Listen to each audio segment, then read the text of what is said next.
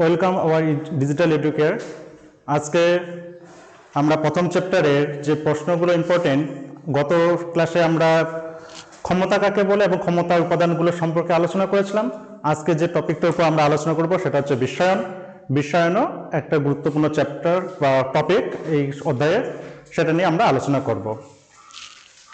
তো বিশ্বায়ন সম্পর্কে যদি আমরা বলি তো কিছুই না, যদি আমরা ভাবি বিশ্বায়নটা কি এক কথায় যদি আমরা বলি তো গোটা বিশ্বটাকে যদি আমরা একটা বাজার ধরি, সেই বাজারে আমরা এমনিতেও বাজারে আমরা দেখি যে যে কেউ এসে সেখানে ব্যবসা করতে পারে, তো সেরকমই হচ্ছে বিশ্বায়ন।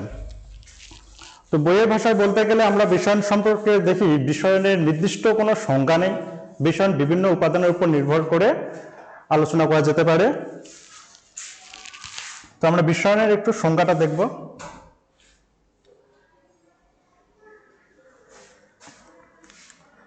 আজকে আমরা শুধু বিশ্বায়ন সম্পর্কে আলোচনা করব, বিশ্বায়নের প্রকৃতি বা রূপ এগুলো নিয়ে আমরা পরের আলোচনা করব।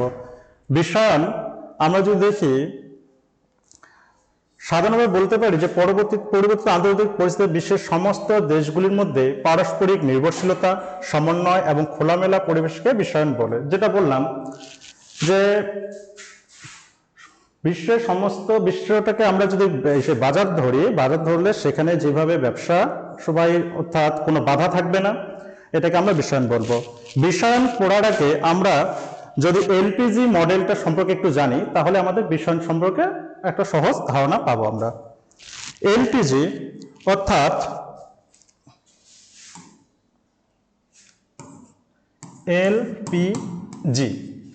এলপিজি সম্পর্কে আমরা ধারণা নিলে রাষ্ট্রের যে জি ফর গ্লোবালাইজেশন সে সম্পর্কে আমরা সহজে বুঝতে পারবো। এখানে এলপিজি বলতে গেলে আমরা যেমন পরিবেশ বা ইসের সাবজেক্টে পড়েছিলাম যে এলপিজি মানে লিকুইফাইড পেট্রোলিয়াম গ্যাস, সেটা না। এখানে এলপিজি বলতে liberalisation, privatisation and globalisation. Liberalisation first step, then privatization,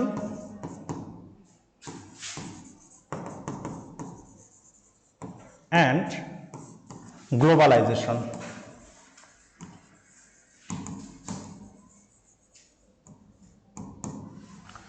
globalization আমরা প্রথমে দেখব লিবারাইজেশনটা কি জিনিস, তারপরে প্রাইভেটাইজেশন অ্যান্ড গ্লোবালাইজেশন।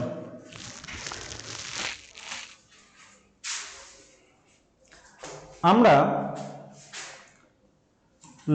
লিবারাইজেশন সম্পর্কে যেটা বুঝতে পারি সেটা হচ্ছে আমাদের দেশ যখন 1947 সালে স্বাধীন হলো এবং প্রত্যেকটা দেশেই আমরা যদি দেখি যে আগে যদি আমরা ধরি আমাদের একটা মনে করো যে আমাদের ইন্ডিয়া, আমাদের দেশে আমরা কি সিস্টেম করলাম যে আমরা আমাদের দেশে যে সকল প্রোডাক্টস উৎপন্ন করছি এবং সেই প্রোডাক্টস আমরা ভারতেই বিক্রি করব, অন্য কোনো দেশের প্রোডাক্টস আমরা ব্যবহার করব না বা অন্য কোনো দেশকে আমাদের দেশে ব্যবসা করতে দিব না।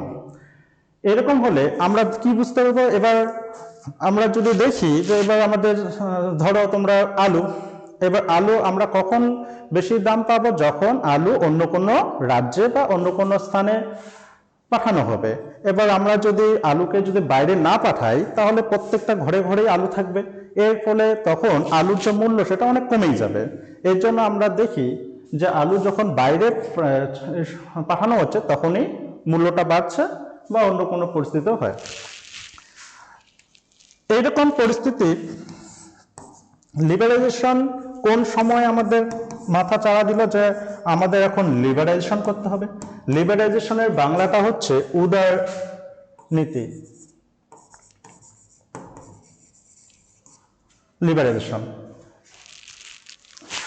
লিবারাইজেশন আমরা দেখব, আমরা যদি এই এলপিজির মডেলের আমরা ইতিহাস যদি আমরা ঘাঁটি তাহলে আমরা দেখব যে এক সময় আমাদের দেশে দেখব আমরা যখন ভারত স্বাধীনতা লাভ করলো, তারপরে যখন অর্থনৈতিক দিক দিয়ে ভারত পিছিয়ে বা যখন শিল্প হলো না, এরপরে তখন আমরা কি করছি যে নানান ধরনের শুধুমাত্র অনুদান দিচ্ছে। এবার অনুদান জিনিসটা কি? অনুদান জিনিসটা যদি আমরা দেখি, যেটাকে আমরা এখন বাংলা খাঁটি ভাষায় যদি আমরা বলি ভাতা, আছে। তো এবার ভাতাটা কি জিনিস, আমি তোমাদেরকে 10 টাকা দিলাম ফ্রিতে দেওয়াটা মানে কি হচ্ছে যে তোমাদের কাছ থেকে আমি কোনো রিটার্ন পাচ্ছি না। এর ফলে আমার কাছে যে পরিমাণ টাকাটা থাকবে, এরকম করে যদি আমি তোমাদেরকে শুধুমাত্র অনুদানেই দেই যে আজকে এটার জন্য দিলাম, কালকে ওটার জন্য দিলাম, এর ফলে আমার কাছে কি আর এক্সট্রা টাকা ইনকাম হচ্ছে না। এর ফলে তখন আবার কি হবে, এবার আমরা বিভিন্ন ধরনের অনুদানমূলক যে প্রকল্প সেগুলো আমি চালু করলাম যে এরকম করতে হবে, এটা দেবো ওটা দেবো, কিন্তু আমার কাছে কি আছে, এবার যেহেতু আমি ঘোষণা করেই ফেললাম, এর ফলে আমাকে তো ওগুলো দিতেই হবে। এর ফলে আমার কাছে যখন টাকা শর্ট পড়বে, কারণ টাকা তো শর্ট পড়বে, কারণ আমি তো জাস্ট দিচ্ছি, এর ফলে আমার কাছ থেকে তো আর অন্য কোনো সোর্সের মাধ্যমে টাকা আসতেছে না। এবার আমরা যদি কোনো একটা ব্যক্তিকে টাকা যদি আমরা ইন্টারেস্টেও দেই, এর ফলে আমরা কি পাবো, তার কাছ থেকে ইন্টারেস্টও পাবো, এর ফলে আমার কাছে মূল্য আসবে বা টাকা আসবে। কিন্তু আমি অন্য দিক দিয়ে কি বললাম যে আমি শুধু অনুদানই দিচ্ছি। তো এইরকম করার ফলে এক সময় যখন আমরা বলতে 1981 সাল 1981 এর আগে, ঠিক আছে, এই সালটা অবশ্যই তোমরা মনে রাখবে 1981 সালে। এই পরবর্তী আমরা এই এলপিজি মডেলটাকে আমরা দেখব। তার আগে আমরা কি দেখলাম যে ভারত সরকার বিভিন্ন ধরনের শুধুমাত্র প্রকল্প চালু করলো, এটা ওটা, কিন্তু সেই পরিমাণে এবার আমার কাছে তো টাকা নেই। এবার টাকার জন্য তাহলে আমাকে কি করতে হবে, টাকা কারোর কাছ থেকে আমাকে ঋণ নিতে হবে, ঠিক আছে। এবার ঋণ নিতে গেলে এবার ওরা তো আমাকে একটা ইন্টারেস্ট করবে, যে ইন্টারেস্ট একটা দিতে লাগবে, ইন্টারেস্ট একটা লাগবে। এবার আমি যখন অন্যের কাছ থেকে টাকা নিচ্ছি তখন আমাকে কি দিতে হচ্ছে, ইন্টারেস্ট দিতে হচ্ছে। কিন্তু আমি এইদিকে যে জনকল্যাণকামী যে প্রোগ্রামগুলো চালু করছি, এর ফলে সেখান থেকে তো আমি কোনো টাকা পাচ্ছি না, কারণ আমি তো শুধুমাত্র অনুদানই দিচ্ছি। বর্তমানে যদি আমরা দেখি, যেমন লক্ষ্মীর ভান্ডার বা কন্যাশ্রী, যুবশ্রী, অনেক ধরনের, তো এগুলোতে আমরা বাস্তব উদাহরণের সঙ্গে দেখতে পাচ্ছি যে কন্যাশ্রীর জন্য যে 25,000 টাকা দেওয়া হচ্ছে, ঠিক আছে, এগুলো হচ্ছে একটা সমাজ কল্যাণকামী একটা প্রোগ্রাম। তো এবার এটা উদাহরণ দিয়ে আমরা দেখি যে 25,000 টাকা সবাইকে দিচ্ছে, এবার তার থেকে কি আমরা কোনো কিছু ইন্টারেস্ট পাচ্ছি? ইন্টারেস্ট পাচ্ছি না। কিন্তু আমি যেহেতু ঘোষণা করেই ফেললাম যে আমি এগুলো দিব, বা আদার্স অনেক প্রকল্প আমি চালু করলাম, অবশ্যই সেগুলো ভালো, কিন্তু সেগুলো বহন করার জন্য আমার কি লাগবে, টাকা লাগবে, ঠিক আছে। তো এবার আমি ওয়ার্ল্ড ব্যাংক এগুলো সম্পর্কে অবশ্যই পরবর্তীতে পড়াবো। ওয়ার্ল্ড ব্যাংক কি, IMF কি, ঠিক আছে, এইগুলো সম্পর্কে অবশ্যই আমরা পরবর্তী ক্লাসে বুঝবো যে IMF কি, ওয়ার্ল্ড ব্যাংক কি। এবার আমি এদের কাছ থেকে কি নিলাম, টাকা ঋণ নিলাম। এবার এরা তো আগেই বললাম যে এরা কি ধরবে, ইন্টারেস্ট ধরবে, যে আপনাকে এত % ইন্টারেস্ট দিতে হবে, মনে করো 5% বা 10%, যে পরিমাণটাই তারা ধার্য করবে। তাহলে আমি কি বললাম, প্রকল্পগুলো আমি বাস্তবায়ন করার জন্য আমার টাকার দরকার হবে।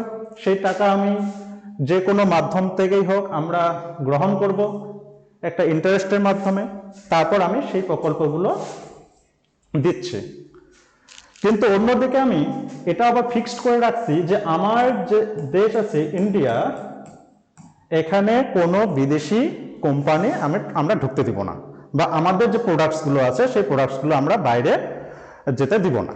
মানে আমাদের দেশে প্রোডাক্টস আমরা এখানেই ব্যবহার করব এবং এখানেই আমরা কেনাবেচা করব। এইদিকে এই একটা শর্ত দিয়ে রাখছি আমরা, কিন্তু অন্যদিকে আমরা আবার প্রকল্পগুলো চালু করছি, ঠিক আছে। তো এরকম করে আমি বা আমাদের যে সরকার প্রচুর টাকা ইন্টারেস্টে নিল। এবার আমরা যখন কারো কাছ থেকে একটা টাকা ইন্টারেস্টে নেব, অবশ্যই একটা সময় ধার্য করবে ওরা, যে 5 ইয়ারের জন্য আমি তোমাকে এই টাকাটা দিচ্ছি এবং প্রতি বছর বছর আমাকে 5% ইন্টারেস্ট বা 10% ইন্টারেস্টে আমাকে ইন্টারেস্টে দিতে হবে। আমরা সেই শর্ত মেনে আমরা টাকাগুলো নিলাম, ভালো কথা। এবার পরবর্তীতে সময় যখন আমরা দেখতে পাচ্ছি যে আমাদের কাছে তো টাকা শেষ, কিন্তু উল্টো দিক থেকে যাদের কাছ থেকে আমরা টাকা নিছি, এবার ওরা আমাদেরকে চাপ দিচ্ছে যে আপনার টাকা আপনি যে পরিমাণের টাকাটা নিছেন অন্তত তার না হলে ইন্টারেস্ট আমাকে দেন। কিন্তু আমি তো সেই টাকাগুলো এই বিভিন্ন ধরনের প্রকল্প বা সমাজ কল্যাণকামী কাজের জন্য আমরা ব্যয় করেছিলাম। তখন আমরা বাস্তব উদাহরণ সত্যি যদি দেখি, এবার আমরা কারো কাছ থেকে টাকা ইন্টারেস্টে নিলাম এবং আমরা যখন টাকা সেই দিতে পারছি না, তাহলে সেই ব্যক্তিকে নানান ধরনের উপায় বলে দিবে যে এক কাজ করেন, আপনার তো অনেকগুলো জমি আছে, তাই না? তো সেই জমিগুলো থেকে একটা হয় বিক্রি করে দেন অথবা বন্ধক রেখে আমাকে টাকাটা দেন। বোঝা গেল? তো সেম একই পরিস্থিতি আমরা পরবর্তীতে দেখতে পাবো। আমরা পড়াশোনাটাকে শুধুমাত্র মানে কি বলবো যে শুধু মুখস্থ করতে হবে, বইয়ের একদম যা কিছু লেখা আছে সেগুলোই কমপ্লিট করে আমাকে খাতায় লিখতে হবে, ওই রকম পড়াশোনা করলে শুধু নাম্বারই পাওয়া যাবে, যেটা বারবার বলি।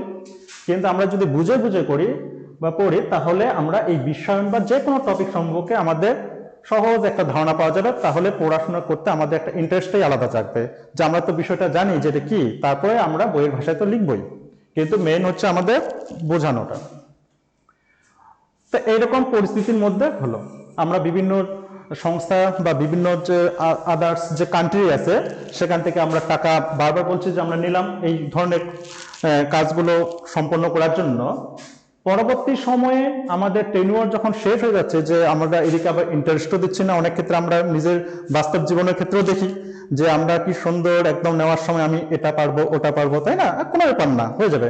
কারণ আমরা আমাদের একটা মানে বুদ্ধি আছে যে আমরা এই 3 মাস পরে আমি তো এখান থেকে একটা টাকা পাবো বা আমার কাছে টাকাটা হয়ে যাবে, এর ফলে আমরা 5% কেন 10% ইন্টারেস্টও আমরা টাকাটা নেই। কিন্তু পরবর্তী যখন 3 মাস বা 4 মাস কেন 1 বছর হয়ে যাচ্ছে আমরা টাকা দিতেই পারছি না, এর ফলে তখন যার কাছ থেকে আমরা নিছি এবার চাপ দিয়ে দিবে যে এক কাজ করো, আমাকে না ইন্টারেস্টটা দাও, আসলটা না হয় থাকলো।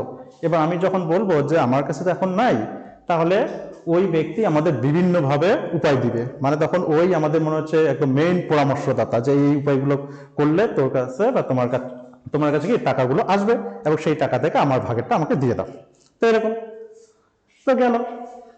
তো সেই সময় আমরা দেখতে পাই ভারত সরকার বিভিন্ন যে প্রকল্প বাস্তবায়ন করার জন্য অনেক টাকা নিল, এবং পরবর্তী সময়ে যখন সেই ইন্টারেস্ট শোধ করতে পারছে না, তখন এই যে উন্নত যে দেশগুলো বা ওয়ার্ল্ড ব্যাংক, এবার এরা ভারত সরকারকে চাপ দিচ্ছে যে আপনারা যেন প্রকারই হোক যে আমাকে ইন্টারেস্টটা দেন। তাহলে এই পর্যন্ত আমরা দেখলাম যে কোন প্রেক্ষাপটে মানে এলপিজি সিস্টেম চালু হওয়ার প্রেক্ষাপটটা আমরা দেখতে পাচ্ছি যে কিরকম করে আমাদের এলপিজি মাথা চাড়া দিচ্ছে যে আমাকে অ্যাডপ্ট বা গ্রহণ কর, আমি একমাত্র রাস্তা যে তোমাদেরকে এই বিপদ থেকে আমি উদ্ধার করতে পারি। তো সেই সময় ভারতের যে একজন বিখ্যাত বা বিশিষ্ট ব্যক্তি ডক্টর মনমোহন সিং, ঠিক আছে, আমরা নামটা খুব মনে রাখবো। এবার আমরা পরবর্তী সময়ে আমরা দেখতে পাই যে তিনি ভারতের প্রধানমন্ত্রী হন এবং ভারতের একমাত্র প্রধানমন্ত্রী যিনি ভারতীয় রিজার্ভ ব্যাংকের গভর্নর ছিলেন। তো তাহলে নামটা তোমরা অবশ্যই মনে রাখবে, ডক্টর মনমোহন সিং। ডক্টর মনমোহন সিং। তো সেই সময় এই ডক্টর মনমোহন সিং একজন বিশিষ্ট ব্যক্তি এবং খুব উচ্চ শিক্ষিত, অর্থনীতি সম্পর্কে প্রচুর জ্ঞান আছে। তো এরকম একজন ব্যক্তি ছিলেন ডক্টর মনমোহন সিং। পরবর্তীতে আমরা দেখতে পাই তিনি ভারতের প্রধানমন্ত্রী হন এবং অনেক সময় পরীক্ষায় আসে যে ভারতে এমন একজন প্রধানমন্ত্রীর নাম বলো যিনি ভারতীয় রিজার্ভ ব্যাংক অর্থাৎ RBI, reserve bank of India, সেই রিজার্ভ ব্যাংক অফ ইন্ডিয়ার গভর্নর ছিলেন। গভর্নর মানে কি? সেই রিজার্ভ ব্যাংকের মনে করো যে হেড ছিলেন। তাহলে উত্তর হয়ে যাবে ডক্টর মনমোহন সিং।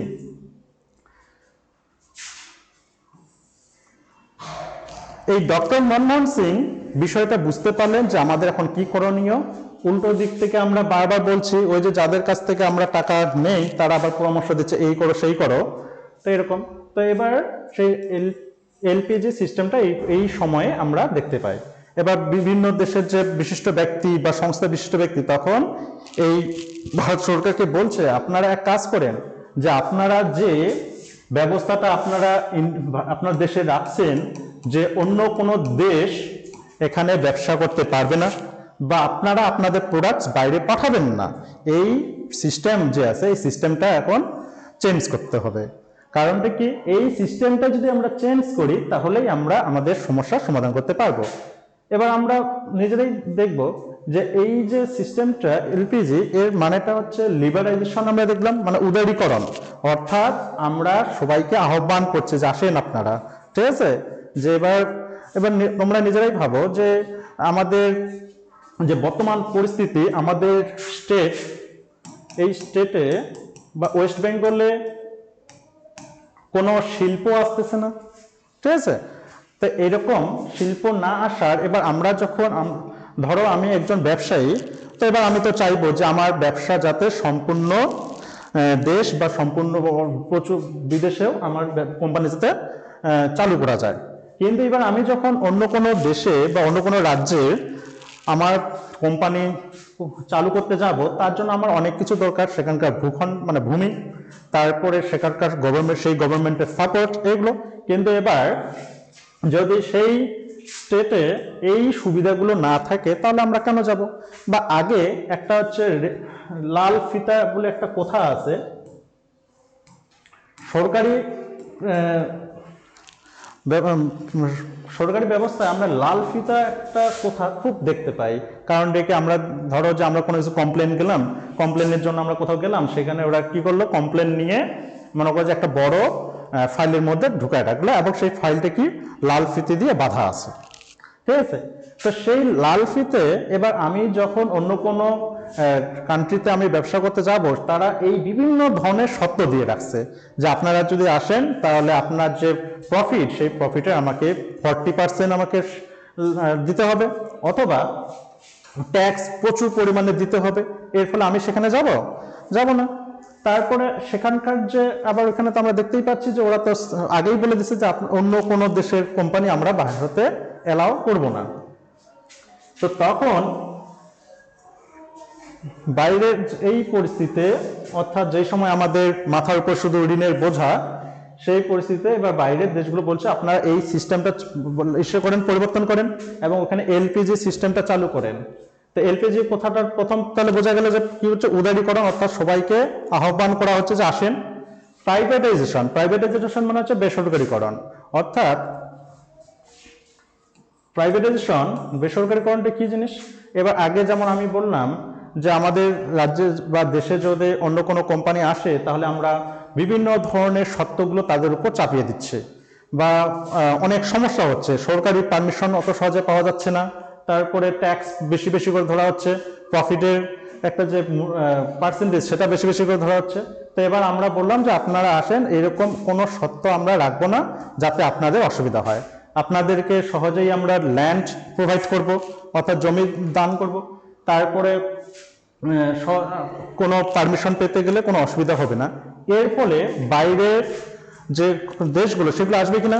অবশ্যই আসবে। যখন আসবে তখন এখানে যখন শিল্প হচ্ছে, তার শিল্প হলে কি টাকাও আসতেছে বা মূল্য আসতেছে। তো এটা হচ্ছে প্রাইভেটাইজেশন। আর দেন হচ্ছে গ্লোবালাইজেশন। গ্লোবালাইজেশন মানে কি? বিশ্বায়ন। এই যে বর্তমান যুগ হচ্ছে বিশ্বায়নের যুগ, বোঝা গেল? তাহলে বর্তমান যুগকে আমরা কি বলবো? গ্লোবালাইজেশনের যুগ, বোঝা গেল? তাহলে তো গ্লোবালাইজেশনটা কি? এবার আমরা আজকে যে মোবাইল ইউজ করছি, ধরো আমরা স্যামসাং, তারপরে ধরো অ্যাপেল, এই যে মোবাইলগুলো ইউজ করছি, এগুলো কি আমাদের দেশে তৈরি করা হচ্ছে? আমাদের দেশে তৈরি করা হচ্ছে না, এগুলো বাইরের কান্ট্রি তৈরি করছে, এবং আমরা সহজেই সেগুলো পাচ্ছি। তো গ্লোবালাইজেশন যদি আমরা বলি, তাহলে গ্লোবালাইজেশন যদি আমরা বলি, তো গ্লোবালাইজেশন আমরা কি দেখতে পাচ্ছি, যে গোটা বিশ্বটাকে আমরা একটা বাজার ধরবো, এবং সেই বাজারে যাতে ব্যবসা করতে কোনো অসুবিধা না হয়, সেটাকে হচ্ছে গ্লোবালাইজেশন। তো একবার আমরা সংজ্ঞাটা দেখি। অর্থনীতিবিদ অধ্যাপক দীপক নায়ার এর মতে বিশ্বায়ন হলো ভারত জাতীয় রাষ্ট্রের রাজনৈতিক সীমানা অতিক্রম করে অর্থনৈতিক ক্রিয়াকলাপের সম্প্রসারণ। বিশ্বায়ন বিশ্বের বিভিন্ন দেশগুলির মধ্যে অর্থনৈতিক নির্ভরশীলতা, ক্রমবদ্ধ অর্থনৈতিক সংগতি প্রক্রিয়াকে নির্দেশ করে। যেটা বারবার বলা হলো যে এই আমরা যেটা দেখতে পাচ্ছি অর্থনৈতিক ক্রিয়াকলাপের সম্প্রসারণ। অর্থনৈতিক ক্রিয়াকলাপের সম্প্রসারণ মানে ওটাই বললাম যে আমি একটা ইন্ডিয়াতে একটা কোম্পানি তৈরি করলাম, সেই কোম্পানি থেকে যে আমরা প্রোডাক্টসগুলো তৈরি করছি সেগুলো আমরা বাইরেও পাঠাচ্ছি। তো এই যেটা অধ্যাপক নায়ার বিশ্বায়নের ধারণা ব্যাখ্যা করতে গিয়ে তিনটি দিকের উপর গুরুত্ব আরোপ করেন। আন্তর্জাতিক বাণিজ্যের নিয়ন্ত্রণহীনতা। আন্তর্জাতিক বাণিজ্যের নিয়ন্ত্রণহীনতা মানেটা কি? আমরা কি দেখতে পাচ্ছি, এই যে আমরা এখন প্রতিনিয়ত আমরা যে অর্ডার দিচ্ছি সেটা হচ্ছে অ্যামাজন, ফ্লিপকার্ট, অ্যামাজন বাইরের কোম্পানি, এবার ওরা এখানে এসে আমাদের দেশে ব্যবসা করছে।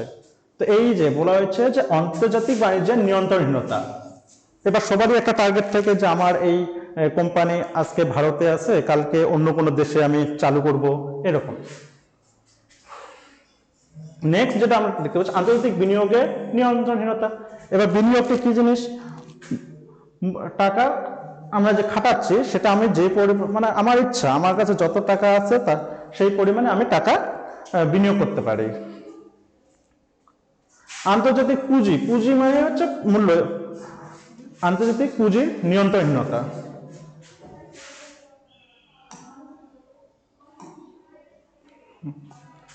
তাহলে আমরা এলপিজি সিস্টেমটা আমরা দেখলাম যে এলপিজি কি, এলপিজি কিভাবে আমাদের দেশে বা সমাজে চালু হলো।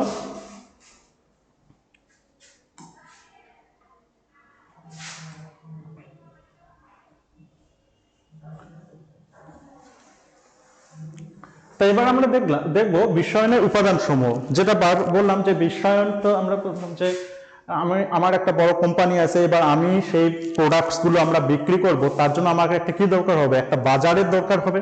সেই বাজারটা কেমন হবে? মুক্ত বাজার। মুক্ত বাজার কি? সেখানে বিভিন্ন ধরনের সত্য তত্ত্ব যাতে না থাকে, যে এই আপনারা এখানে আসলে এটা দিতে হবে ওটা দিতে হবে, সেরকম কোনো যাতে ঝামেলা না হয়, সেই রকম বাজারকে আমরা বলবো মুক্ত বাজার।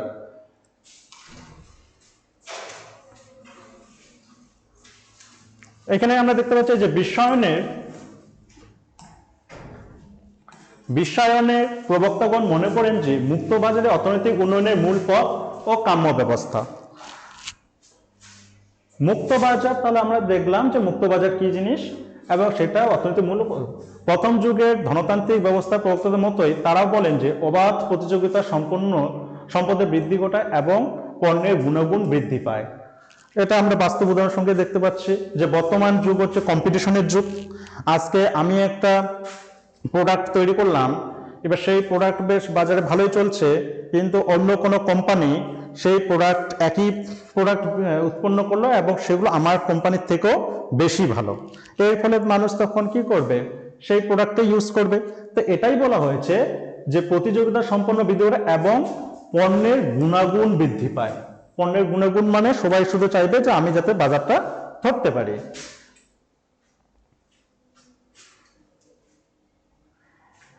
তাই বিশ্বায়নের কর্মসূচি হলো সংরক্ষণ নীতি তুলে দিয়ে, সংরক্ষণ নীতি মানে আগেই বলা হলো যে আমরা আমাদের দেশে অন্য কোনো কোম্পানিকে ঢুকতে দিব না বা আমাদের প্রোডাক্টস অন্য কোনো দেশে পাঠাবো না। তো সেই সংরক্ষণ নীতি তুলে দিয়ে উন্নয়নশীল দেশগুলিকে এই যে মুক্ত বাণিজ্যিক প্রতিযোগিতায় অংশগ্রহণ করানো। এই উন্নয়ন দেশগুলি যেমন আমরা দেখলাম আমেরিকা, ফ্রান্স, এই দেশের যে প্রোডাক্ট সেগুলো এখন আমরা হাতে নাগালেই পাচ্ছি। তো এর জন্য এটা বলা হয়েছে। বিপণনের উপর রাষ্ট্রীয় নিয়ন্ত্রণ থাকা উচিত নয়, যেটা আমরা ইন্ট্রোডাকশন বা ভূমিকাতেই বললাম যে রাষ্ট্রীয় নিয়ন্ত্রণ অর্থাৎ সরকার বলল যে আমাকে আপনার প্রফিটের 40% আমাকে শেয়ার লাগবে, সেরকম যাতে না হয়, রাষ্ট্রীয় নিয়ন্ত্রণ থাকা উচিত নয়। তাছাড়া নিত্য ব্যবহার্য পণ্য সামগ্রী পর্যন্ত কৃষি উৎপাদনে ব্যবহার্য পণ্য সামগ্রীর উপর থেকে সব ধরনের ভর্তুকি ব্যবস্থা তুলে দিতে হবে। ভর্তুকি, এরা মনে করেন যে ভর্তুকি ব্যবস্থা শ্রমিক ও মালিক উভয়কে অলস করে পরনির্ভরশীল করে তোলে আর পণ্যের গুণগুণের বিচার হয় না। ভর্তুকি আমরা দেখতে পাচ্ছি, যেমন আমরা ভর্তুকি শব্দটি বেশিরভাগ দেখতে পাই গ্যাস ভরানো নিয়ে। আমরা গ্যাস ভরাচ্ছি, তারপরে একটা রিটার্ন কিছু টাকা আমাদেরকে কি দিচ্ছে, তো এই যে ভর্তুকি। সুস্থ প্রতিযোগিতাভাবে শিল্পগুলি অপমৃত্যু ঘটে। মুক্ত বাজারীকরণ প্রক্রিয়ায় মুক্ত অর্থনীতিকে দৃঢ় ভিত্তির উপর প্রতিষ্ঠিত করে। তাহলে মুক্ত বাজারটা বোঝা গেল কি জিনিস? মুক্ত বাজার হচ্ছে যেখানে আমি প্রোডাক্টস বিক্রি করতে গেলে কোনো সমস্যা সৃষ্টি হবে না, সেই সরকার সেই রাজ্য বাজারের যে সরকারের আন্ডারে থাকে সেই সরকার যাতে বিভিন্ন ধরনের যে নিয়ন্ত্রণ বা শর্ত সেগুলো থাকবে না, তারপর ভর্তুকি ব্যবস্থা তুলে দিতে হবে।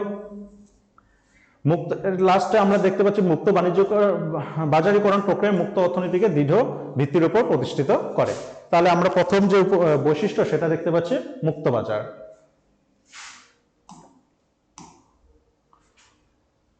নেক্সট যেটা আমরা দেখছি উদারীকরণ। আমরা শুরুতেই দেখলাম যে উদারীকরণ জিনিসটা কি।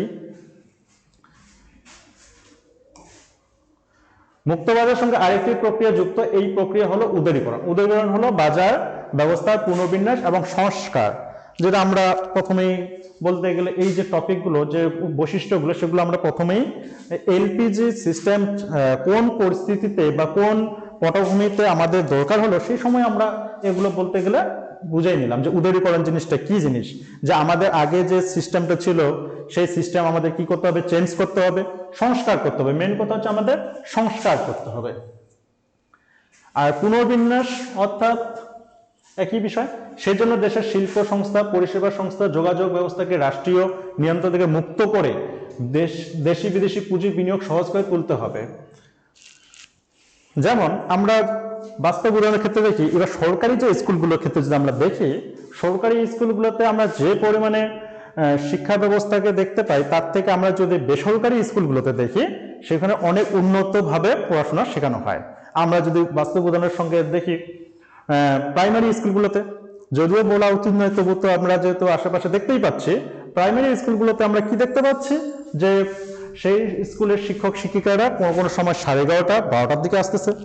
সেই স্কুলের ছাত্রছাত্রীদেরকে পড়াশোনা না করিয়ে এমনি সময় কাটিয়ে মনে করে যে একটু শুধু নামের পড়াশোনা করিয়ে চলে যাচ্ছে।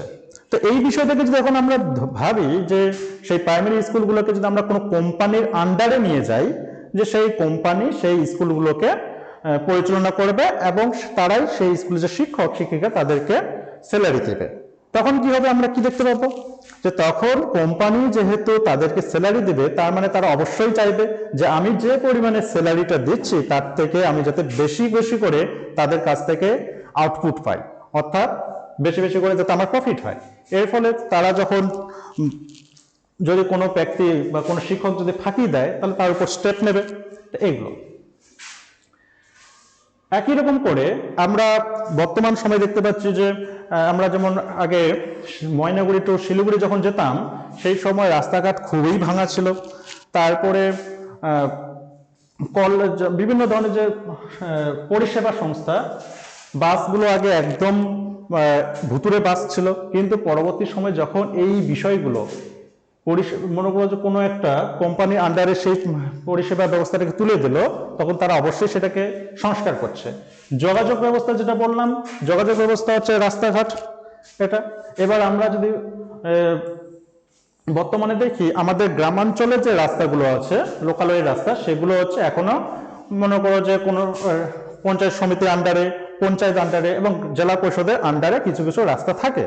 এবার পরবর্তীতে যখন তোমরা ট্রেনেও ছিল যে জাতীয় সড়ক ব্যবস্থা সম্পর্কে ভূগোলে, তখন আমরা বিভিন্ন পদ্ধতি দেখছিলাম যে কোনটা ন্যাশনাল হাইওয়ে, কোনটা জেলা পরিষদের আন্ডারে, কোনটা পঞ্চায়েত সমিতির আন্ডারে। তো সেগুলো তো এই ক্ষেত্রে আমরা কি দেখতে পাচ্ছি যে ন্যাশনাল হাইওয়ে বা এই দায়িত্বে যদি আমরা কোনো কোম্পানিকে দিচ্ছি, তখন তারা কি করছে, যোগাযোগ ব্যবস্থাকে উন্নত মানের করছে। এর ফলে আমরা যেখানে সেখানে টোল প্লাজাও দেখতে পাই। দেশি বিদেশি পুঁজি বিনিয়োগ সহজ করে তুলতে হবে, যেটা আমরা দেখতে পাচ্ছি। যেমন আমরা কয়েকদিন আগেই দেখতে পেলাম যে আমরা সিকিমেও যেমন দেখি যে সুড়ঙ্গ, যে টানেল যে খোঁড়া হয়, সেই আমরা জায়গা ঠিক মনে পড়ছে না, ওইখানে আমরা দেখলাম যে 40 কি 30-35 জন বা 40 জনের মতো লোক আটক হয়েছিল। সেই তাদেরকে বের করার জন্য এবার ভারতীয় যে মেশিন, সেগুলো ব্যবহার করা হচ্ছে। যখন সেগুলো ব্যবহার করে কাজ হচ্ছে না, তখন আমরা কি দেখলাম, বিদেশ থেকে দামি দামি মেশিন আনা হচ্ছে। এক্ষেত্রে তাহলে আমরা দেখছি বিদেশি, তাহলে এক্ষেত্রে বিদেশি পুঁজি বিনিয়োগ। রাষ্ট্রীয় নিয়ম কানুনের জটিলতা বা বাধ্যকতা, এই লাল ফিতা, যেটা আমরা একটু আগেই দেখলাম যে লাল ফিতা কি জিনিস, এই যে বলা, তাহলে এগুলো তো আগেই বোঝানো হয়। এগুলো রাষ্ট্রীয় নিয়ম কানুনের জটিলতা বা বাধ্যকতা, এই লাল ফিতা যেটা আমরা একটু আগেই বললাম যে বাঁধন থেকে অর্থনীতিকে মুক্ত করতে হবে। লাল ফিতা আমরা একটু আগে দেখলাম লাল ফিতা জিনিসটা কি এবং ওটাকে কেন লাল ফিতা বলা হচ্ছে। সেই লাল ফিতা বাঁধন থেকে মুক্ত করতে হবে। এই প্রক্রিয়াটিকে বিরাষ্ট্রীয়করণও বলা হয়ে থাকে। তাহলে আমরা উদারীকরণ যে বৈশিষ্ট্য সেটা দেখতে পাচ্ছি।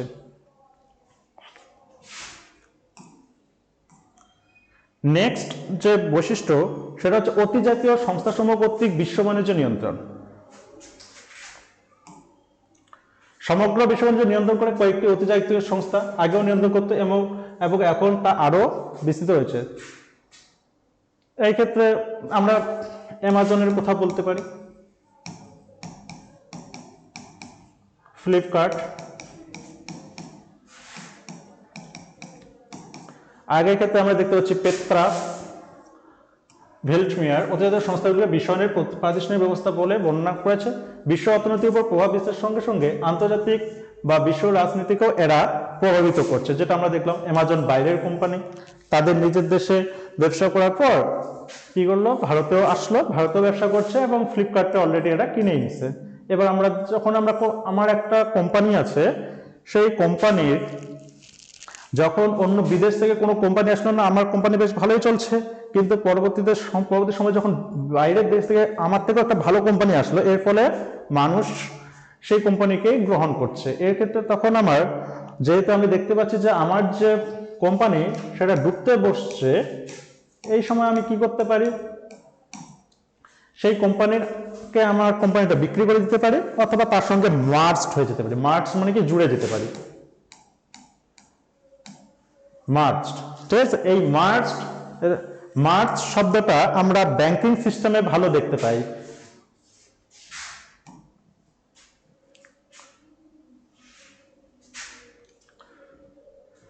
এক্ষেত্রে যেমন হচ্ছে বিশ্ব ব্যাংক, একটু আগেই আমরা দেখলাম বিশ্ব ব্যাংক কি জিনিস, আন্তর্জাতিক অর্থ ভান্ডার, এটাকে ইংলিশে বলা হয় IMF,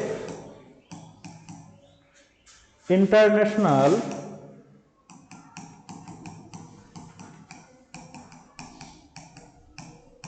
মনিটারি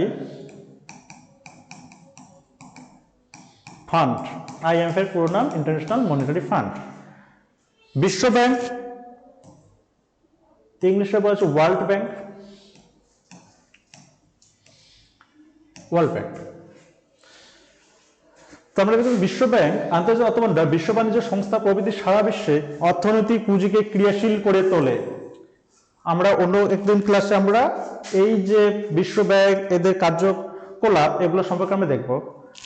একটু আগেই প্রথমে ইন্ট্রোডাকশন ক্লাসে বা সূচনাতে আমরা বললাম যে আমার টাকার দরকার, এর ফলে আমি তখন বা আমাদের সরকার কি করতে পারে, এই বিশ্ব ব্যাংক বা আন্তর্জাতিক অর্থ ভান্ডার থেকে টাকা ঋণ নিতে পারে। আর ওয়ার্ল্ড ব্যাংক বা IMF এরা এই কাজটাই করে। অন্য কোনো দেশের যদি টাকার দরকার হয় তাহলে তারা সেই টাকা প্রদান করে। তো এগুলো আমরা দেখতে পাচ্ছি অতিজাতীয় সংস্থাসমূহ কর্তৃক বিশ্ব বাণিজ্য নিয়ন্ত্রণ।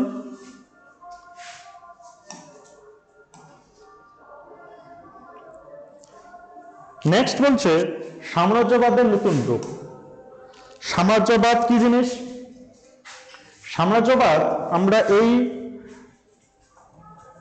টার্ম বা শব্দটা আমরা সাধারণত ইতিহাস চ্যাপ্টারে দেখতে পাই। সাম্রাজ্যবাদ কি, উপনিবেশবাদ কি? সাম্রাজ্যবাদ আমরা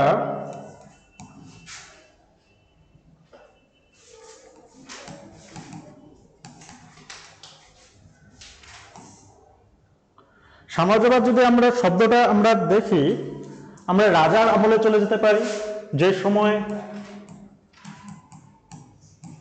রাজা মনে করে যে যুদ্ধ হচ্ছে, এবার আমি মনে করো যে একজন রাজা, এবং আমি অবশ্যই চাইবো যে আমার যে সীমানা, সেই সীমানাটা যাতে বৃদ্ধি করা যায়, এবং এর জন্য আমি দিগ্বিজয় যাত্রা করতে পারি। সাম্রাজ্যবাদ জিনিসটা কি হচ্ছে? সাম্রাজ্যবাদ জিনিসটা যদি আমরা ইতিহাসের ভাষায় বলি, তাহলে আমরা দেখব যে আমার যে রাজ্য, ধরো ওয়েস্ট বেঙ্গল, এবং পাশে বিহার আছে, অন্যদিকে যদি আমরা বলি উড়িষ্যা, পাঞ্জাব, এগুলোকে আমরা ধরলাম যে আমার আশেপাশে এই রাজ্যগুলো আছে। আমি কি চাইবো, আমার যে এই রাজ্যটা, সেই রাজ্যটাকে আমি এদের আন্ডারে বা এদেরকে আমার আন্ডারে নিয়ে আসবো। এই ফলে আমি কি করলাম, এই বিহার, উড়িষ্যা, পাঞ্জাব এদের উপর আক্রমণ করলাম এবং সেগুলোকে আমার অধীনে নিয়ে আসলাম, এর ফলে আমার রাজ্য তখন এত বড় হয়ে গেল। এটা হচ্ছে সাম্রাজ্যবাদ জিনিসটা। সাম্রাজ্যবাদ যদি আমরা এক কথায় বলি তাহলে হচ্ছে অন্য কোনো দেশের ওপর সেই দেশকে আক্রমণ করে তাদেরকে যখন আমার নিজের দেশের আন্ডারে নিয়ে আসবো, সেটা হচ্ছে সাম্রাজ্যবাদ। আমরা বাস্তব উদাহরণ দেখতে পাই, আমরা যদি ব্রিটেনের কথা বলি, ইংল্যান্ড বা ইংরেজরা, ইংল্যান্ড আমাদের যে 200 বছর শাসন করেছিল, সেই সময় আমরা এই যে ইংল্যান্ড, এরা বিভিন্ন দেশকে তাদের আন্ডারে নিয়ে গিয়েছিল, সেটা হচ্ছে সাম্রাজ্যবাদ। কিন্তু বর্তমানে আমরা এইরকম সাম্রাজ্যবাদ দেখতে পাবো না। কিন্তু অন্য দিক থেকে আমরা বিশ্বায়নের যুগে যে সাম্রাজ্যবাদ জিনিসটা কি, সেটা হচ্ছে বর্তমান বিশ্বায়নের বিষয়বস্তুকে অনেক মার্ক্সবাদী লেখক সাম্রাজ্যবাদী বিশ্বায়ন বলে অভিহিত করেছেন। বিশ্বায়নের প্রত্যক্ষ এই প্রথম সাম্রাজ্যবাদ এককভাবে বিশ্ব দখলের সংগ্রামে জয়ী হচ্ছে। অর্থাৎ আমরা যদি সেই বিশ্বায়নকে একজন রাজা হিসেবে আমরা ধরি, তাহলে আমরা দেখতে পাচ্ছি যে গোটা বিশ্বটাই তার নিয়ন্ত্রণে চলছে। এই জন্য অনেক মার্ক্সবাদী বলছেন যে বর্তমানটা বিশ্ব সাম্রাজ্যবাদী বিশ্বায়ন। সোভিয়েত ইউনিয়নের ভাঙনের পর এটি এখন বলার চেষ্টা হচ্ছে যে ধনতন্ত্রই ভবিষ্যৎ। আমরা ধনতন্ত্র এবং সমাজতন্ত্র দুটো টার্ম দেখতে পাই। ধনতন্ত্র হচ্ছে আমরা যদি দেখি যে দেশ, মনে করো যে আমেরিকা, ব্রিটেন, এরা হচ্ছে ধনতন্ত্র বিশ্বাসী, অর্থাৎ মেন হচ্ছে এদের মূলধন।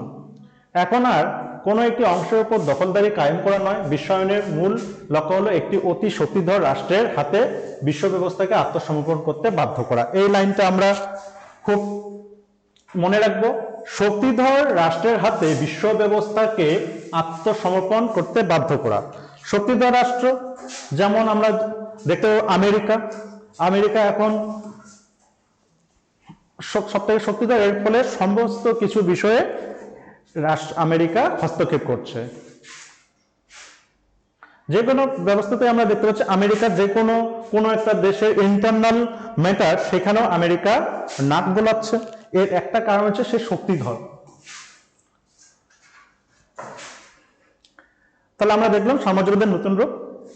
নেক্সট যে বৈশিষ্ট্য, সেটা হচ্ছে আঞ্চলিক জোটের মাধ্যমে বাণিজ্য নিয়ন্ত্রণ। আঞ্চলিক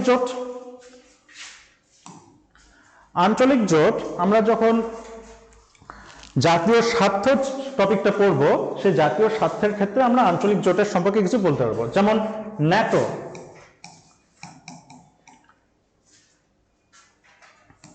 জোট নিরপেক্ষতা,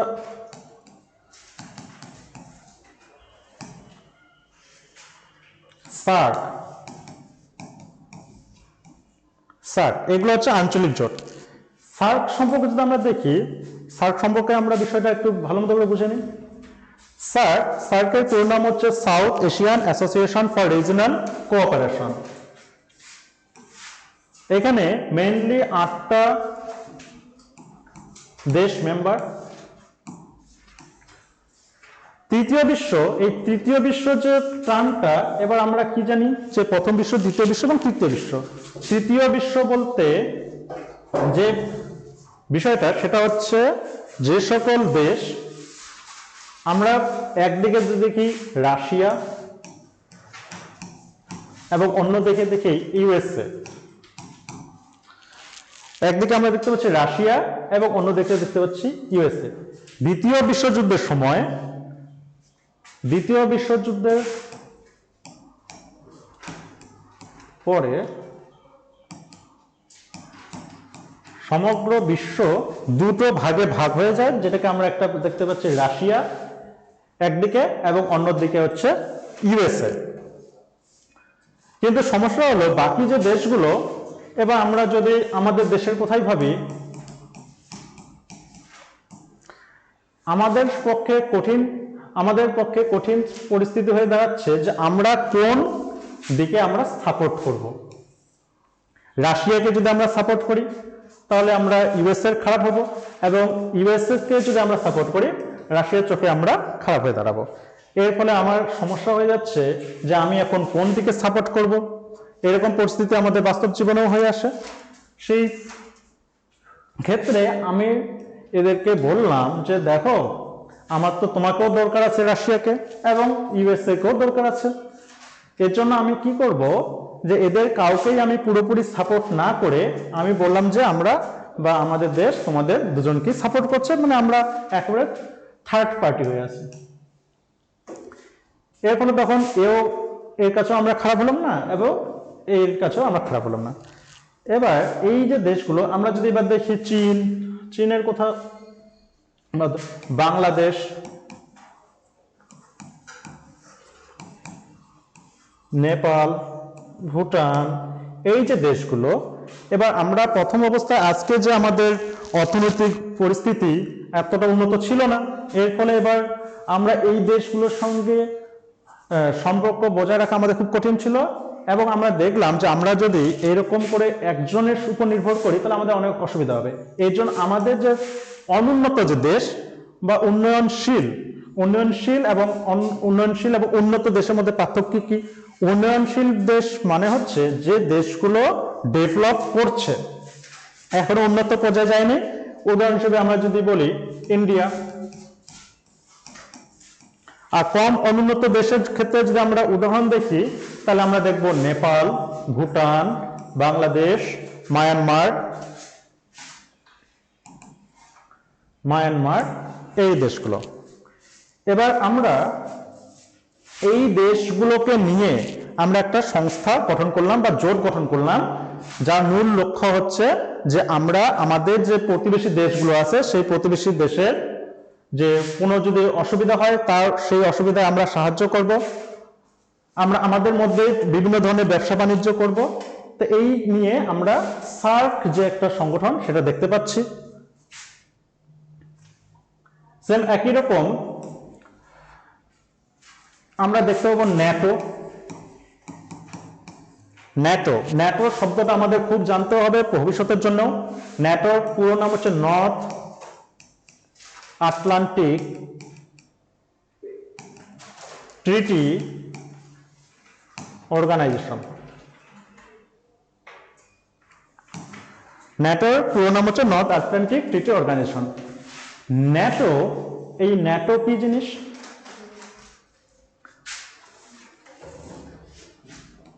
দ্বিতীয় বিশ্বযুদ্ধের পরে আমরা কি দেখতে পাই? রাশিয়া, যেটাকে আমরা আগে ইউএসএসআর বলতাম, সেটাকে ভেঙে রাশিয়া করা হলো।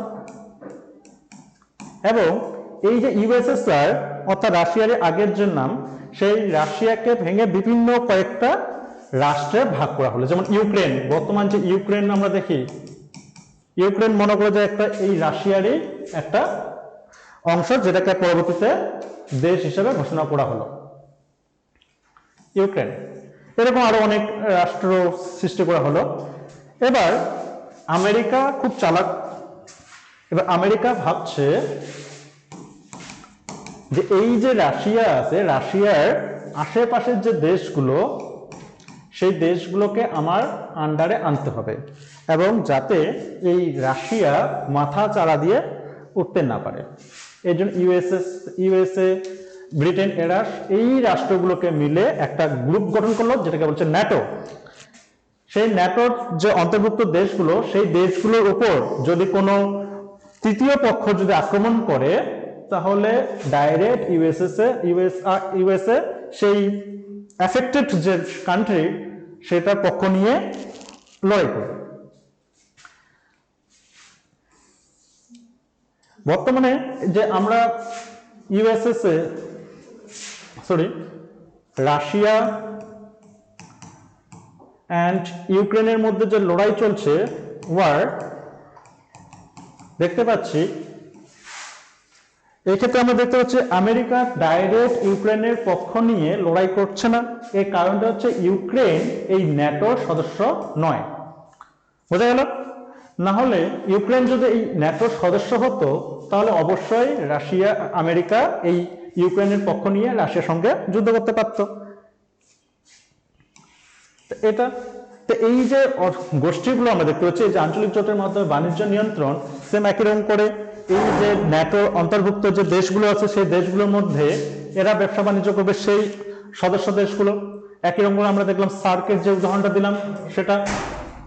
তো এটাগুলো, তো এটাই বলা হয়েছে যে এই জোটগুলির অন্তর্ভুক্ত দেশগুলি তাদের সঙ্গে বাণিজ্যিক লেনদেনের ক্ষেত্রে বিভিন্ন নিয়ন্ত্রণ ও শর্ত আরোপ করে।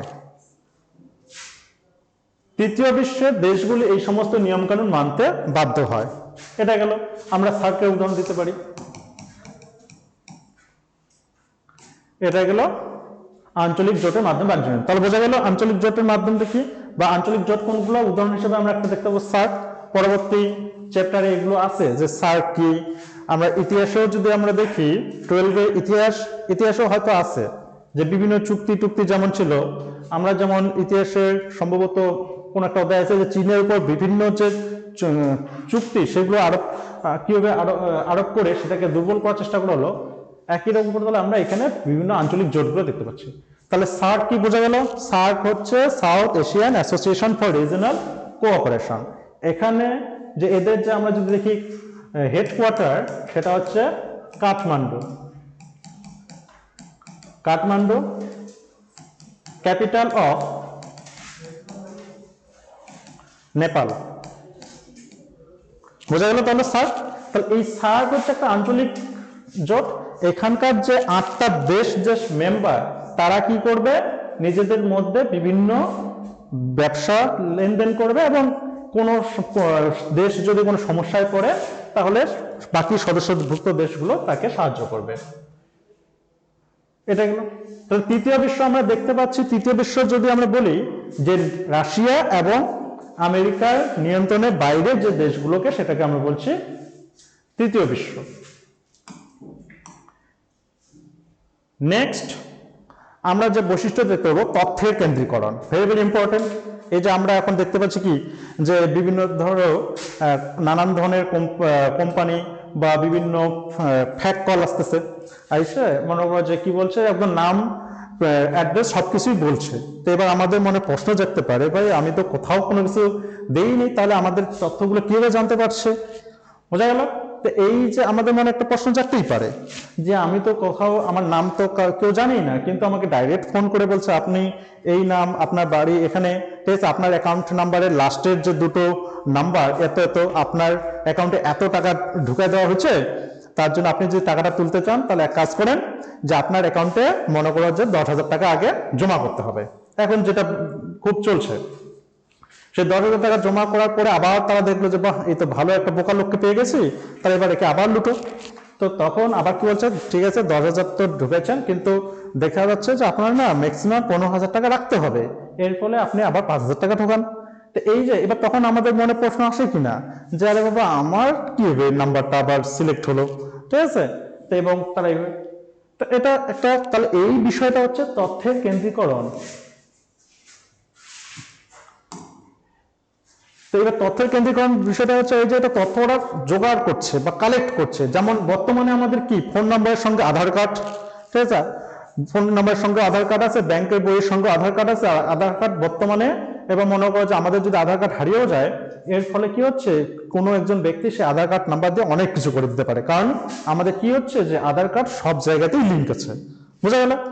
এর জন্য কোনো একজন ব্যক্তি যদি এখন কোনো অপরাধ করে যদি কোথাও পালিয়ে যায়, এখন সহজেই ধরা যায়, কারণ তার ফিঙ্গারপ্রিন্ট আছে। বুঝা গেল?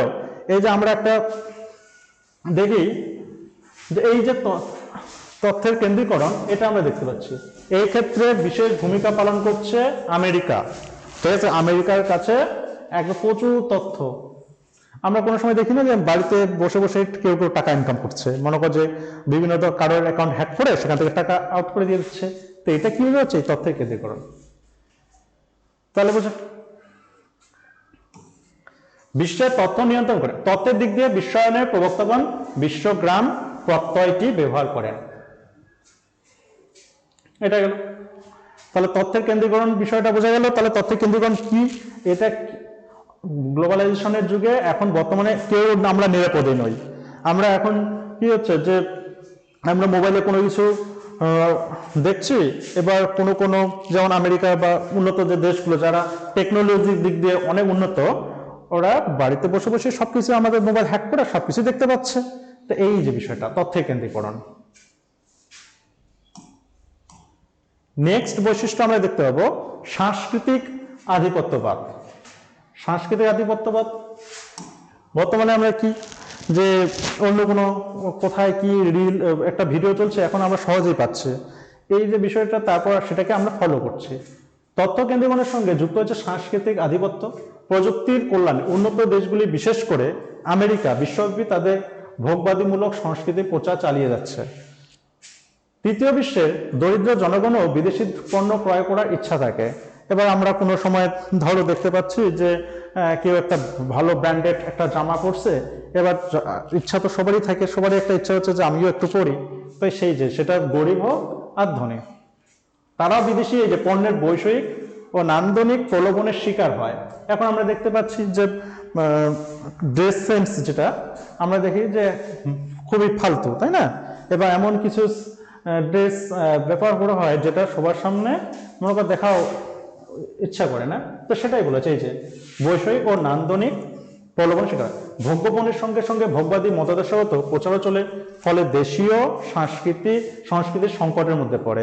যেটা আমরা বর্তমানে দেখতে পাচ্ছি যে আমরা বিভিন্ন ধরনের যে ফেস্টিভ্যাল যেমন ক্রিসমাস, ঠিক আছে, এগুলো ইস্যু করছে এবং আমাদের যে প্রাচীন যে উৎসব সেগুলোকে আমরা ভুলে যাচ্ছি, তো এটা বলা হচ্ছে। নেক্সট আমরা যে দেখি এবার বিশ্বায়ন যে শুধুমাত্র ভালো দিকেই আনে সেটা না, বিশ্বায়নের সমালোচনা ভালো মন্দ দিক। বিগত কয়েক দশক ধরে সমগ্র বিশ্বে বিশ্বায়নের ধারণা এক গভীর বিতর্ক সৃষ্টি করেছে। এক শ্রেণীর চিন্তাবিদ মনে করেন যে বিশ্বায়ন হলে এই যে বিশ্বায়নের ফলে কি হচ্ছে, একদম সমাজ উন্নত হচ্ছে, কিন্তু অন্যদিকে আমরা কি দেখতে পাচ্ছি, বিশ্বায়নের ফলে সমাজ আবার অধঃপতনেও যেতে পারে। অনেকে বিশ্বায়নকে মার্কিন যুক্তরাষ্ট্রের মতো পুঁজিবাদী দেশগুলির পক্ষে তৃতীয় বিশ্বের অনুন্নত দেশগুলিকে শোষণ করা নয়া কৌশল হিসেবে গণ্য করেন। এটা আমরা দেখব যে সকল দেশগুলি অনুন্নত অর্থাৎ আর্থিক দিক দিয়ে অতটা উন্নত নয়, সেখানে আমরা কি দেখতে পাই, উন্নত যে দেশগুলো সেই দেশগুলো বিভিন্ন মাধ্যমে সেই যে রাষ্ট্রগুলো সেই রাষ্ট্রগুলোকে নিয়ন্ত্রণ করে। বর্তমানে চীন এই বুদ্ধিটা বেশি ব্যবহার করছে। আমরা দেখতে পাচ্ছি যে মালদ্বীপের সঙ্গে ভারতের সম্পর্ক এখন আগের তুলনায় অনেকটা অধঃপতনে চলে গেছে। সেই সুযোগটাকে কাজে লাগিয়ে চীন মালদ্বীপে প্রচুর টাকা ইনভেস্ট করছে এবং একটা হাই ইন্টারেস্টে। এবার বাধ্য হয়ে চীন মালদ্বীপ সেটা গ্রহণ করছে।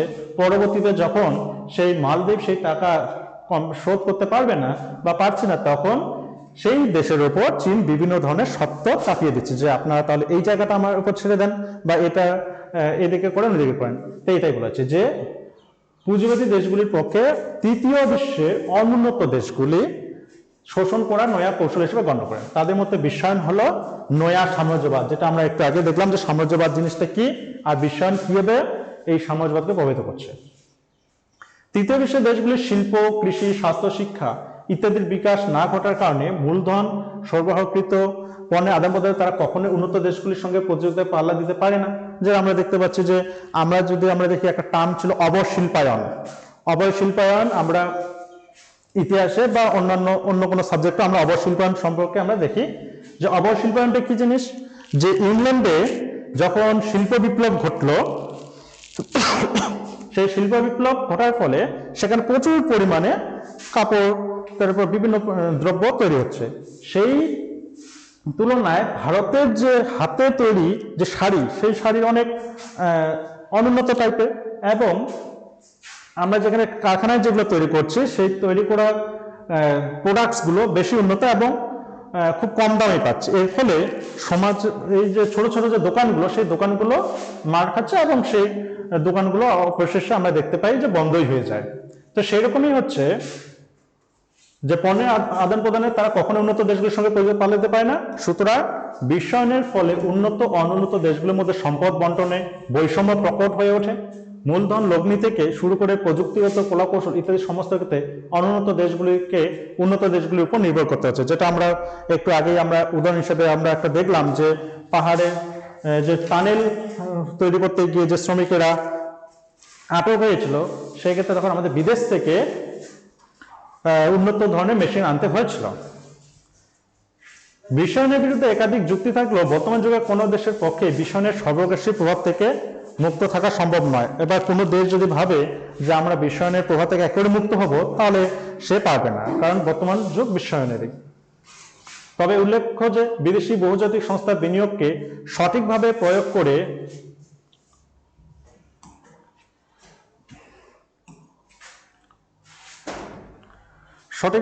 করে তৃতীয় বিশ্বে অনেক দেশ তাদের অর্থনীতিকে মজবুত করেছে, যেটা আমরা দেখতে পাচ্ছি।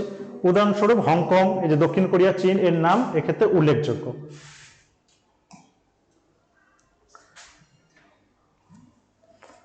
তো এইগুলো আমাদের বিশ্বায়ন। আজকে শুধুমাত্র আমরা বিশ্বায়ন কি, বিশ্বায়নের বৈশিষ্ট্যগুলো আমরা দেখলাম। পরবর্তী ক্লাসে আমরা বিশ্বায়নের স্বরূপ বা প্রকৃতি আমরা দেখতে পাবো। বিশ্বায়নের প্রকৃতি সাধারণত ওই তিনটে বিষয়ের উপর আমরা আলোচনা করব: অর্থনৈতিক, রাজনৈতিক এবং সাংস্কৃতিক। সেগুলো সেই টপিকটা পড়ার আগে আমাদের অবশ্যই এই বিষয়ে একটু জানা দরকার ছিল, তার জন্য আমরা এটা ভালোভাবে আলোচনা করলাম, যাতে তোমরা সহজে অন্য কাউকে বুঝাতে পারো যে বিশ্বায়ন জিনিসটা কি, এবং বিশ্বায়ন কিভাবে একটা দেশকে বা কিভাবে বিশ্বটাকে নিয়ন্ত্রণ করছে, এবং বিশ্বায়নের কবল থেকে আমরা দেখতে পাচ্ছি কোনো দেশেই বেরোতে পারবে না। তো এই গেল আজকে আমাদের বিশ্বায়ন কি এবং বিশ্বায়নের বৈশিষ্ট্য। পরবর্তী ক্লাসে আমরা নেক্সট যে টপিক, সে বিশ্বায়নের স্বরূপ বা প্রকৃতি নিয়ে আলোচনা করব, এবং এই চ্যাপ্টার থেকে আরো হয়তো 2-3টা পড়তে হবে, যেমন জাতীয় স্বার্থ কি, জাতীয় স্বার্থের উপাদান কিভাবে নিয়ন্ত্রণ করা হয়, সেগুলো। তাহলে আমাদের এই চ্যাপ্টার কমপ্লিট হয়ে যাবে। তো পরের ক্লাসে আবার দেখা হচ্ছে এই টপিকেরই বিশ্বায়নের প্রকৃতি বা স্বরূপ নিয়ে। ততক্ষণে আমাদের চ্যানেলটি দেখতে থাকো। Thank you.